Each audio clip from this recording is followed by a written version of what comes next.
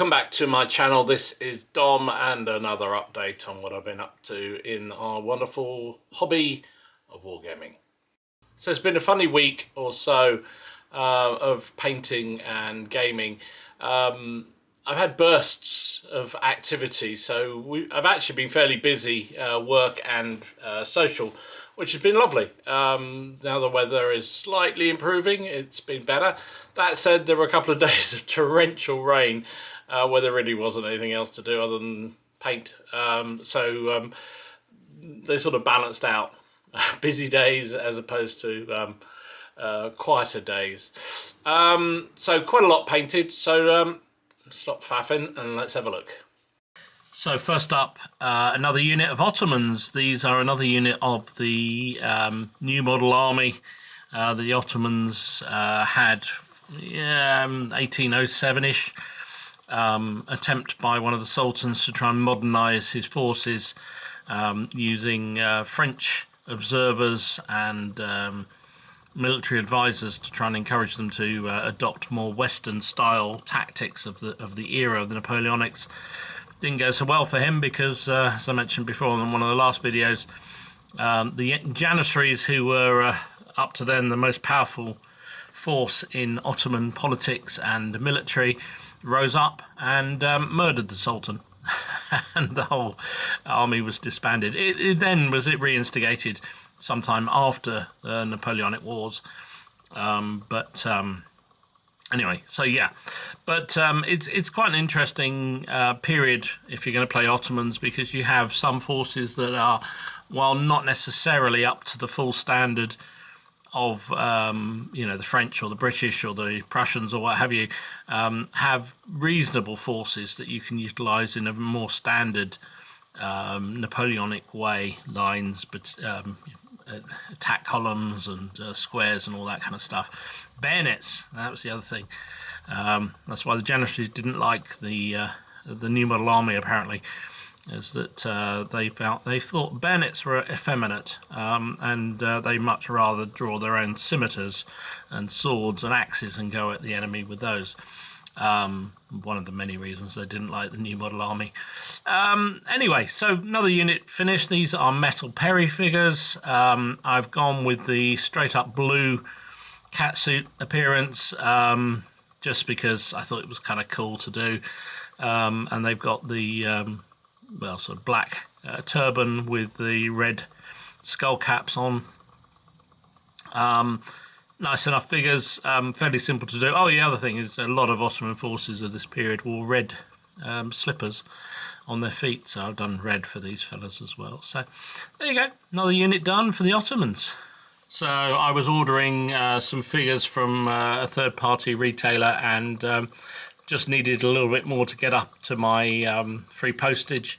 So I bought this pack of camels, pack camels. I thought they'd be useful and fun to go with the Ottomans, or other periods for that matter. Fairly period generic in some ways. They're metal figures. I think they're from, I want to say they're North Star miniatures, but I can't really recall. As I say, I just saw them and thought, yeah, it's a bit of fun.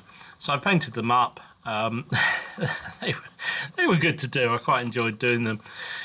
You'll need a bit of a break from something different to paint, and painting some pack camels certainly did it for me. So there you go. Yeah, not much more to say really, but 2 camels.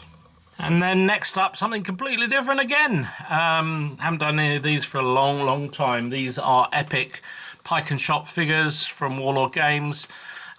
This is, I've used them as an Irish battalia. You've got the 4 ranks of 40 pikemen, and then the 20, 2 wings of 20 musketeers on each side. I've been a little bit clumsy, shall we say, with doing these as Irish, because I just spray painted them green and then just picked out a few other jackets and trousers just to break up the green. Green for Irish, right? Has to be that way. I'd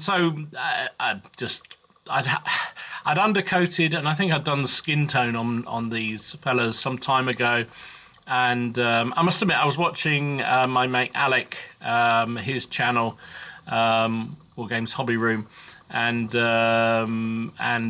he was showing off all his epic Hail Caesar figures, and I thought I really must get back onto painting some of those. I have to be in the mood for doing these little epic figures. And I remembered I had this sprue of epic pike and shot, as I say, undercoated and a few of the skin tones done. And I thought, you know what, I'm gonna get them finished. I might as well get it done. So that's what I got on with. And yeah, I mean, they're not going to win any prizes. It's all about getting the figures on the table, but they are quick when you're not really that bothered about really getting into the detail of them. But they're detailed enough that you don't have to work too hard to make them look effective, masked up like this. And also for the OPC, they're worth a lot of points. 80 figures at 5 points a figure is quite a lot. So much more than you get for 28mm. So that will keep the average up. So there you go. And it may get me on to doing some of my Hail Caesar epics next, which I really would like to do. So yeah, it really has been a mixed bag of painting this last week or so. I had, well, these two batteries left in a box of peri-plastic ACW figures that I'd done the rest of, and I just thought, well, I need to get them done so I can throw away the empty box and the empty sprues. So I got them done the other night. I just thought, crack on with it, get it done. It's not a huge project to do. So these are, as you see, Union ACW batteries, a battery of rifled 3-inch rifles, I think they are, peri-plastics from the boxes you get. I mentioned these before. They're a little limiting on their on the options with them, and not my favoritist figures. Sorry, blessed Perrys, but they're not my absolute favoritist. But relatively easy to do and effective, I think, when massed up. So they can join the Union forces for when we get back to doing some more ACW 28mm. There you go. Don't mention the blue. So next up, some more Ottomans. So for all the Ottomans I've been painting, I realised I hadn't actually done any of the iconic Ottoman forces, the janissaries. So I thought I'd better correct that. So this is a unit of 24 Ottoman janissaries. They are metal from Perry Miniatures. I think they described them in campaign dress or something like that. So I've basically just mixed them all together as a different set. I've just noticed there's a bit of red on one of the bags. Why do you always spot that when you put it on the turn? Anyway, never mind. These are just, say, painted up quite brightly again. I just followed some of the guides I've seen in terms of the colours they used. And so the Ottomans are renowned for the fact they were very colourful in nature. Love these figures. They're a real mixture. You've got guys with the scimitars and guys with pistols, and also those with muskets. Now, one of the things that the Ottoman janissaries were particularly well known for was that they refused to use the bayonet. It was one of the reasons why they fell out with the Sultan on the new model army that was put together, because they all had bayonets. The janissaries thought that was not very manly. They thought that the only way to get in amongst the enemy was with sabre and axe and various other weapons. It was not with a bayonet. So they tended to drop their, I suppose they probably dropped their muskets and charged headlong into the enemy with their sabres, which is an interesting variation. For all that, they weren't necessarily known for being particularly effective in hand-to-hand, but that's what they were up for. So a lot of these figures, in fact, all the figures have sabres on their hips, and a few of them are actually raising sabres to go charging towards the enemy. So yeah, another unit finished. Some janissaries done. And then next up, some more officers for the Ottoman army. Now, I can't remember where I got these from. I think they're Essex. Essex 28mm figures. It's obviously an Ottoman officer with a kettle drummer beside him on a horse, and I just painted them up again quite brightly, quite colourfully, and they can command one of the divisions in my Ottoman Napoleonic forces. Yeah, not much else to say. Done. So then, as I mentioned earlier, Alec has got a lot to answer for. His painting of his Hail Caesar epic Carthaginian forces and Roman forces inspired me to finally get my arse and gear and get some of mine done. So here is a unit of Spanish scutari, mercenaries that can join, well, I mean, theoretically they could join either army. They're primarily in the box for the Carthaginians, but both the Romans and the Carthaginians made good use of Spanish forces to bolster out their forces, and they were pretty effective. They are the basis of the gladius sword. That's what the Carthaginians used. That's what the Spanish used, and also they used a version of the pilum, which also the Romans adapted and improved. So again, I've followed some of the templates that you get. There's some descriptions of the Spanish wearing black cloaks, which I've gone with just purely for ease more than anything else. And then on the front, just sort of gone a bit mad with colours for the shields. And then used some of the paint pens to sort of sorry, push that back. Use some paint pens to sort of dot some variations in the shields and make them look a bit better. So yeah, not going to win any prizes. Certainly haven't got any eyeballs. Thank you, Paul McKay. But they are they'll do fine on the table, and that's the whole point of Epic. Get them on the table.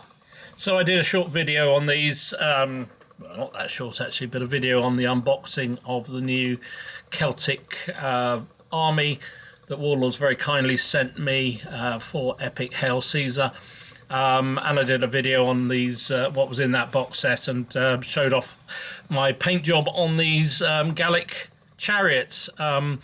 Quite pleased with how they came out. I've actually used the Boudica type female chieftain figure, which is a special figure you get with this box set, on one of the chariots. I used one of the dismounted officers on another chariot, and then the chariot rider that they suggest on the third, just to add a bit of variety.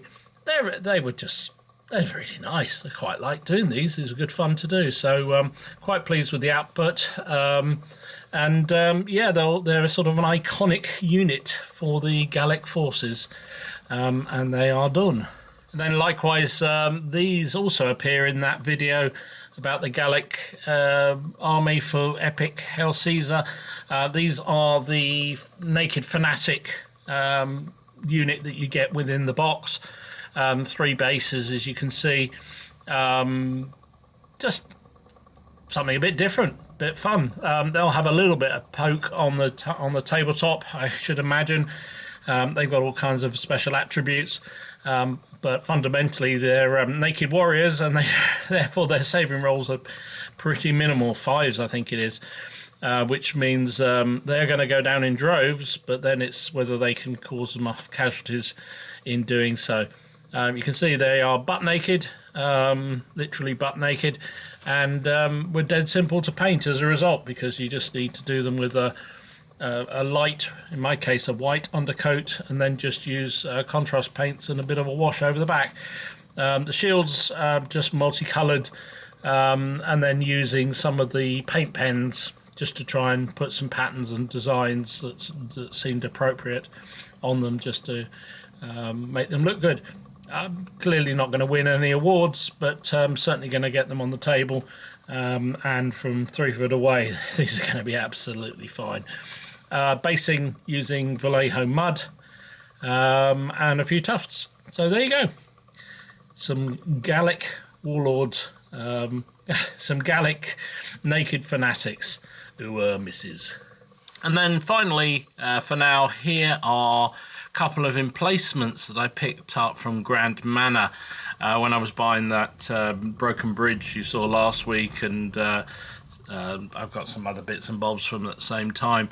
They were doing these two unpainted for £10. They're resin models, and I thought that's not bad at all. I'll have a bit of that.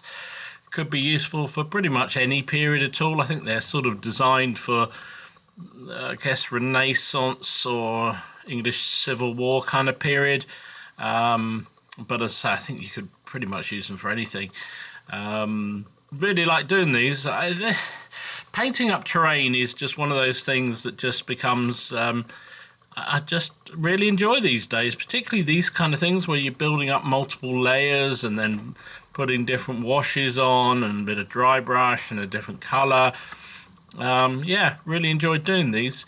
So, not much else to say about them really. I've painted them up as I've painted them. I've used some of Woodland Scenic water to put in the ruts and things, just to sort of show how it's all muddy and everything else, and a few tufts stuck in with super glue, because obviously it's resin, so it doesn't stick quite so well normally, and all ready for the battlefield. So very happy with these fellas, very pleased with how they've come out. Not sure how often they'll be used, but you know, 10 quid and a bit of fun painting, it's worth it, I think.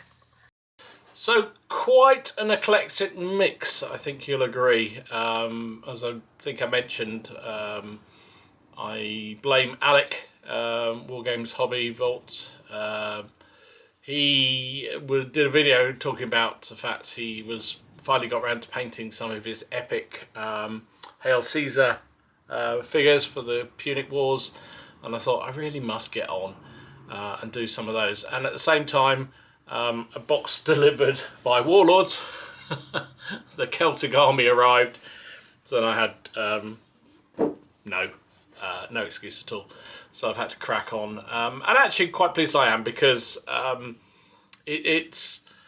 do like the scale of the epic figures, and once you get your head around painting them, it's kind of fun. And they churn out really quickly. Now, you know, mine are very basic tabletop standard. They ain't gonna win any awards, but 3 foot away they'll look absolutely fine. And also I've got so many of them. Also so many of the ECW and 30-Year War epics as well to do. So I think what I'm going to try and do, rather than go absolutely crazy and just do them, I'm going to intersperse them with the ongoing Ottomans and occasional other things like some War of the Roses, and I've got another little project up my sleeve, which I'm not going to talk about just yet, but I'll showcase when I get there. So let's think about other purchases. So those who watched the Plastic Crack podcast on a Monday, couple of weeks ago now, I showed off some of the new figures from Steel Fist Miniatures. I really like Steel Fist Miniatures, they're really, really cool. So I showed on there the new Rioters that they've got, and they're really fun figures. And they also do quite an interesting range of German peasant war figures, who kind of made up of troops with a sort of quite an eclectic mix of armours and what have you. So I went and bought the Rioters and Looters pack, and also a couple of other packs of the peasants, which looked like they might work for sort of later War of the Roses period. Probably somebody will tell me I'm wrong. I know at least one of them has a hat that I don't think was necessarily used in Britain. But anyway, and also I bought some. Steel Fist do some interesting options. So you can buy the dollies from various periods. So just the bodies and the torso and the legs, no head, no arms. Which then you can use to intersperse, use other people's arms and heads for. They also just do heads, so it's quite quite Frankenstein-esque. So I bought some of the dollies for the padded retainers, I think they're called.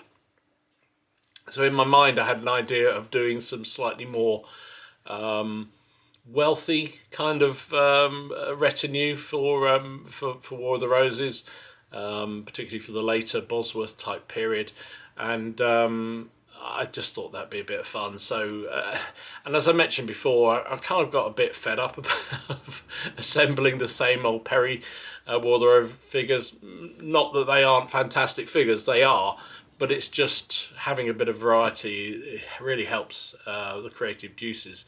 Not that I need any more War of the Roses retinues, but yeah, it's become one of those things I just keep adding. Someone asked me the other day on, I think it might have been Ken, asked me on the stream how many War of the Roses figures I've got now and how many retinues I've got now. I actually don't know, and I really must one day get them all out and just look. Probably scare the bejesus out. I just know there's an awful lot. I'm just looking down there because there's an awful lot of really useful boxes packed full of War of the Roses figures. So yeah, I'll be working on those. Still Fist. What else? Apart from the Hell Caesar box set that arrived from Warlords, I think that's probably been about it this last week or so. I haven't bought too much. Well, there's a secret project which I'll talk about later. I also did buy some more Varnish. So I use, bear with. So the Varnish I like to use on my figures is actually this one. It's Winsor & Newton Professional Matte Varnish. Mad Sean, Metal Mercenary, got me onto this. He uses it a lot. It gives a really matte finish. And I got frustrated because I used to use a lot of Army Painter, supposedly matte, and so many times it came up with almost a satin sheen. So he said use this, and so I have been ever since.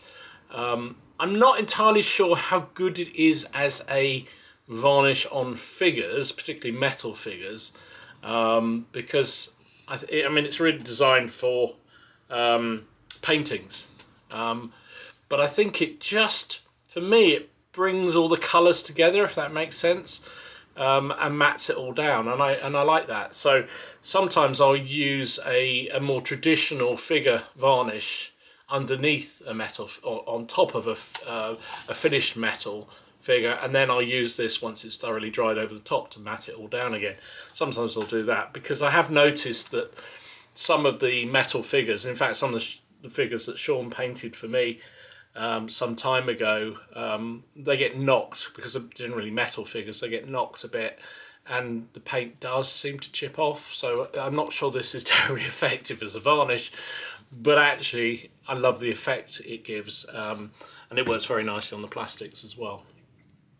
So that was pretty much all I bought this last week or so. So gaming wise, what's been going on? I put up the battle of, I think I called it Little Bantham, which was the battle I was running here in the cabin, in the war room, which was a War of the Roses, quite a big game that I played over multiple days. When I had sort of an hour free or so, I'd play a few turns and recorded it all. It was great fun. I really enjoyed it. I used the new War of the Roses supplement rules from Hail Caesar, but put more of a scenario to it, and had troops coming in from all different directions and that sort of thing. And I think it worked really nicely. I enjoyed it immensely, actually. Again, reminds me how much I really like Hail Caesar or the Roses rules. I think they just work really nicely.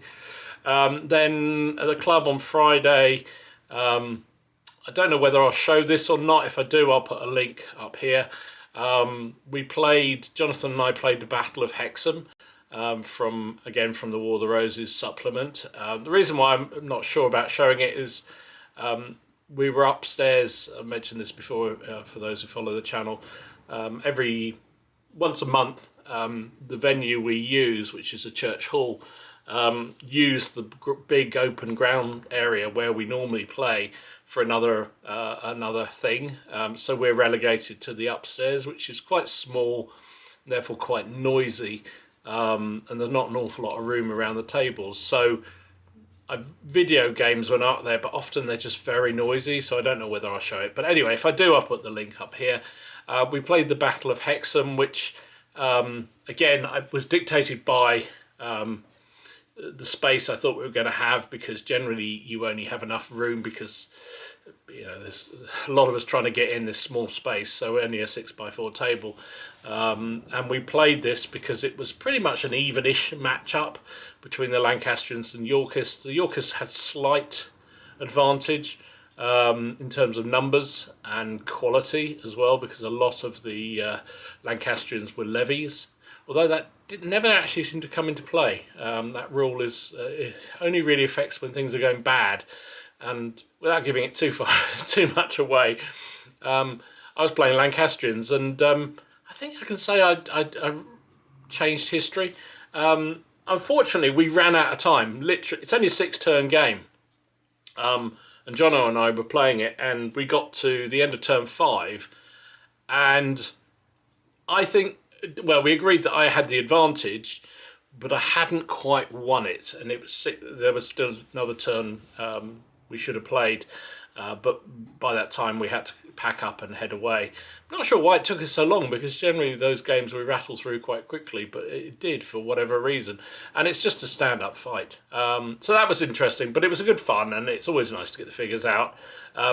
Generally we struggled to get the right retinues. In this one we had three battalion each side, and actually for once we had one of the right retinue lords on my side, actually one of the Nevilles on my side, which makes quite a change to actually have the right flag. So if you do watch it, and if I do put it up, don't get too excited about the retinues not being right, because they're not right, apart from one. This week, again, Paul and Tony won't be around. Jonathan and I probably just play a game. Well, we will play a game together. I'm not entirely sure what to do. We kind of weren't sure what we fancied. So I need to text him and just sort of have a chat about what to do. We were thinking about sharp practice. Also maybe playing a Reaver War game, which people might remember from some time ago. I showed on the channel from Flags of War. Really nice little game, which is set around the borders. It's more of a skirmish game, which is not the sort of thing I do that often anymore. But I don't know, one or the other. I'll decide in the next few days, and then if Jono's happy, we'll play that, and then see where we go. I'll video it if it's any good. Certainly do some shorts from it. So click like, subscribe, and notifications if you want to see any of the upcoming content. So I think that's about it. Been an interesting week or so. Been very good. I've really enjoyed the games and what have you, and also, as you can see, quite pleased to get into the Hail Caesar stuff and cracking on through a few more figures, and my OPC